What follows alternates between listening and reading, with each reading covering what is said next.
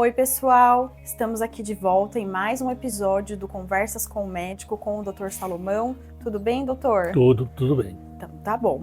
No episódio de hoje, nós vamos falar do tema do que acontece em uma consulta pediátrica. Muita coisa, né, pessoal? Porque você está lidando com a criança, com a família. Conta pra gente, doutor, como é essa experiência de uma consulta pediátrica? Olha, ela é bem diferente daquilo que você vê no consultório do pediatra. A criança sempre é acompanhada por um pediatra para avaliar o desenvolvimento, avaliar o tipo de alimento que tem que receber, enfim, uma série de cuidados gerais. O neurologista infantil, ele está mais preocupado com aspectos muito voltados para o desenvolvimento, típico e atípico. Cada médico e cada neuropediatra tem um tipo diferente de conduzir uma consulta. Então, eu posso falar sobre como eu trabalho. E eu fui muito influenciado por um estágio que eu fiz no exterior, em que eu tive como professor um sujeito que tinha uma atitude completamente diferente daquilo que eu aprendi aqui. Respeito à criança, a forma como ele falava diretamente com a criança. Então, na verdade, eu fui desenvolvendo um modelo de atendimento um pouco diferente daquele que eu tinha antes de passar por essa experiência. Então, deixa eu te dizer o seguinte, eu acho que a consulta que eu faço, eu diria que ela tem 3 etapas diferentes. Do ponto de vista geral, como que eu me diferencio de um pediatra? Primeira coisa, eu não uso jaleco. Olha que interessante. Por razões óbvias. Para o pessoal que nunca foi em uma consulta do doutor, é uma informação interessante. Eu não uso aquilo que parece ser o símbolo de respeito que médico usa, um estetoscópio pendurado no pescoço. Parece que aquilo define que o sujeito é um profissional e tal. O meu consultório é muito diferente de um consultório típico de um pediatra. É muito mais uma brinquedoteca. Para a criança se sentir à vontade. Sim. E tem uma maca que não dá para evitar, mas que, na verdade, é o último pedaço da consulta. A criança, a primeira coisa que eu tenho que chamar a atenção, o médico não deve fazer a anamnese, que é aquele período de você perguntar as questões sobre a criança e tal, com a criança presente. Coisa que num pediatra é habitual. Porque a criança, mesmo pequena, ela pode estar entendendo mais do que você pensa. Então, o que eu faço sempre? Quando eu marco uma consulta, eu sempre informo a família para trazer um acompanhante. Porque pais e mães entram antes e a criança fica esperando na sala de espera, brincando com televisão e tal. Uma vez feita a anamnese, em que a família te conta qual é a razão da preocupação, os antecedentes, como foi a gravidez, o parto, o desenvolvimento inicial, aí está na hora de você ver a criança. Quando a criança entra, eu não examino diretamente. Eu tenho um período de observação. Na verdade, o que a gente faz? Deixa a criança livre, à vontade, oferece brinquedo, brinca com ela. Eu costumo dizer que eu sou privilegiado. Eu ganho dinheiro brincando com a criança, que é uma coisa maravilhosa. Só consegue fazer isso quem mantém uma criança dentro de si. Então, nesse sentido, eu sou muito infantil. Eu gosto de brincar, eu passo muito tempo da consulta brincando. E nessa observação, o que se observa? O comportamento da criança, como ela interage ou não, como ela explora o ambiente, que tipo de brinquedo chama mais atenção. Ela é muito repetitiva, ela brinca com um monte de coisa, mas de uma forma não funcional. Ela pega os carrinhos e põe tudo em fila, em vez de brincar funcionalmente. Ela atende quando você chama pelo nome, ela interage com você. Ela compartilha a atenção quando você fala assim, olha, pega aquela coisa ali. Como que ela interage com a família?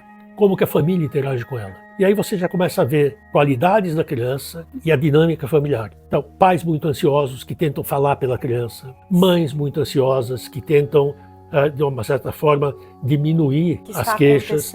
E muito frequentemente, ontem eu tive essa experiência, tudo que a mãe falava, o pai negava. Então, são 2 pessoas inteligentes, adultos, culturalmente desenvolvidos, e é como se fossem 2 crianças. A criança que a mãe vê não é a criança que o pai vê. Então isso acontece com muita frequência. Feita essa observação, aí é o momento do exame, em que a gente tenta, na medida do possível, que a criança ande do jeito que você está pedindo, que sente na maca, que permita o exame, e aí é um exame neurológico, em que você vai ver reflexo, tônus muscular, medir o perímetro cefálico, uma série de coisas. Então, normalmente, esse é o fluxo de uma consulta neuropediátrica. Terminado isso, a criança sai da sala. Então, na minha opinião, você não deve dar devolutiva na frente da criança, pelas razões que eu já falei. Então, olha só, pessoal, que interessante. Tanto o primeiro contato, a anamnese, é feito com a criança fora do consultório, e depois a devolutiva, o doutor também tem esse cuidado de retirar a criança para que ela não ouça determinadas coisas que podem atrapalhar. Exatamente. Quando se trata de adolescente, pode ser um pouco diferente. Quer dizer, existem adolescentes que merecem ouvir o diagnóstico, por mais difícil que aquilo seja naquele momento. Mas criança pequena sai da sala. A devolutiva é exatamente um resumo disso que eu estou te falando. O que foi observado, por que o exame decorreu daquele jeito, um diagnóstico, se possível. Existe alguma solicitação de exame de imagem para ajudar a complementar? Então, dependendo do quadro, você não fecha diagnóstico e você pede exames para confirmar uma suspeita. Certo. E, além disso, frequentemente você precisa do concurso de outros profissionais. A avaliação neuropsicológica é muito importante em vários casos, a avaliação psiquiátrica, enfim, uma série de outros profissionais que trabalham com o tipo de crianças que eu recebo. Certo. Então, o diagnóstico, ele é complexo, né? Ele é muito complexo. E não é infrequente você não conseguir fechar um diagnóstico num primeiro momento. Muitos fatores envolvidos, né? Se você imaginar que uma criança está em uma fase de grande desenvolvimento e que muda mês a mês, tem coisas que você não vê aos 8 meses e que aos 12 pode ficar muito claro. Tem coisas que você vê como suspeitas aos 8 e que daqui a 1 mês ou 2 meses desapareçam completamente. É uma caminhada, né? Exatamente. É um processo. Isso, às vezes, é muito difícil para a família ouvir. Compreender. Suponha que seja uma criança com um grau importante de deficiência motora ou deficiência intelectual. Tá. Ao mesmo tempo que você acompanha, você já indica tratamento. Então, existem coisas que independem, de certa forma, da causa do problema. E você indica fisioterapia, fonoaudiologia, terapia ocupacional, paralelamente ao processo de diagnóstico. O que eu sempre digo para os pais, você vai sair daqui sem um diagnóstico, mas com uma conduta, que neste momento talvez seja a coisa mais importante. Aí você tem que discutir se a criança, pelo problema que tem que receber algum tipo de medicação ou não. E aí é um outro problema que você tem que discutir exaustivamente com as famílias. Eu acho que uma criança sempre está melhor sem remédio, mas existem circunstâncias em que ela tem que tomar algum medicamento para que tenha chance de desenvolvimento mais adequado. Bom, mas é muito interessante ouvir esse ponto que você trouxe de uma experiência que veio de fora e você desenvolveu aqui dessa questão humana, né? Porque eu acho que você lidar com a criança e com os pais, que é tudo muito novo, né? A aceitação do diagnóstico, que acaba muitas vezes, como o doutor disse, não sendo fechado, é muito importante essa questão humana, né? E o desenvolvimento de você ter esse acompanhamento tanto dos pais, da família, né? Da família. Como um todo. E outra coisa que é importante, quando a criança tem idade suficiente, um nível de compreensão suficiente, você se dirigir a ela e não aos pais. Eu digo isso porque eu vou basear na minha experiência pessoal, como idoso. Quando eu saio com a minha mulher para fazer compra, muito frequentemente eu entro numa loja para escolher uma camisa, ou seja lá o que for, e o vendedor começa a perguntar para a Silvana. Ao invés de se direcionar a você. Que cor que ele quer. E eu sempre fico muito bravo com essa história. Ele diz, escuta, cara, quem está comprando sou eu.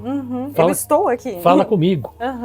Então isso acontece com muita frequência. Nessa experiência que eu tive no exterior, por exemplo, eu fiquei muito surpreso quando o cara com quem eu estava estudando veio uma menina de 10 anos de idade com uma suspeita de epilepsia. Mas era um quadro que não dava para definir com certeza se era ou não. Ela tinha que fazer um eletroencefalograma. E aí ele virou para a criança, não para os pais, e disse, olha, a gente tem uma suspeita que você tem um problema que vai ter que ser tratado, mas para eu ter certeza você tem que fazer um exame, que você coloca um monte de coisinhas aqui na cabeça, eletrodos, não dói, é uma coisa que não tem problema nenhum. Você quer fazer? A menina falou assim, não. Eu falei assim, então a gente vai deixar para uma outra ocasião. Ele respeitou. Respeitou. Ele percebeu que a criança tinha condições de falar por si, não perguntou para a família, perguntou para ela. Então essa é uma coisa que eu trouxe para cá. Passei a ter uma relação diferente com as crianças. Muito obrigada, doutor, por mais esse conhecimento compartilhado. Fiquem ligadinhos nos próximos episódios. Não se esqueçam de deixar o seu like, se inscrever no canal e também seguir o doutor nas redes sociais. Muito obrigada, pessoal. Até a próxima.